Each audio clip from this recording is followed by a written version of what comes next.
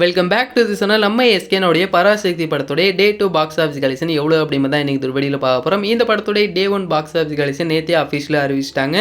27 கோடி வரைக்கும் இதோடைய டே 1ல் கலெக்ட் பண்ணியிருந்துச்சு. அதே மாதிரி இதோடைய டே 2 பாக்ஸ் ஆஃபீஸ் கலெக்ஷன் அப்படின்றது 24 கோடி வரைக்கும் கலெக்ட் பண்ணியிருக்கு. ஸோ 2 நாளில் இந்த ஒரு படம் அப்படின்றது 50 கோடிக்கு மேலே கலெக்ட் பண்ணியிருக்கு அப்படி மாதிரி சொல்லி நம்மளுக்கு ஒரு அப்டேட் கிடச்சிருக்கு. இதற்கான அஃபிஷியல் அனௌன்ஸ்மெண்ட் அப்படின்னு நம்மளுக்கு இன்னைக்கு கூட ரிலீஸ் ஆகலாம். இந்த ஒரு படம் அப்படின்றது உண்மையாகவே மக்கள் மத்தியில் செம்மையான பாசிட்டிவ் ரிவ்யூஸ் வந்தாலுமே கூட இன்னொரு பக்கம் இந்த படம் ஹிந்தி திணிப்புக்கு எதிராக இருக்கிற படம் அண்ட் காங்கிரஸ் இந்த ஒரு படத்தில் தப்பாக காட்டியிருக்காங்க. அண்ட் இன்னொரு பக்கம் நம்மளுடைய விஜய் ஃபேன்ஸ் அண்ட் எப்பயும் போல நம்ம எஸ்கேனுடைய ஹேட்டர்ஸ் என்பா சொல்லி நிறைய விஷயம் எல்லாமே சேர்ந்து இந்த ஒரு படத்துக்கு நெகட்டிவ் ரிவ்யூஸ் அப்படிங்கிறது ரொம்ப அதிகமாக தான் இருக்குது. இருந்தாலுமே கூட இந்த ஒரு படம் மண்டே இன்னைக்கு ஒர்க்கிங் டே அப்படிங்கிற போது அதுவும் தமிழ் லாங்குவேஜ் மட்டும்தான் இந்த ஒரு படம் ரிலீஸே ஆகியிருக்கு. இருந்தாலுமே கூட இந்த ஒரு படம் பாக்ஸ் ஆஃபீஸில் இன்னைக்கு கூட நல்லா தான் பர்ஃபார்ம் பண்ணிக்கிட்டு இருக்குங்கிற மாதிரி சொல்கிறாங்க.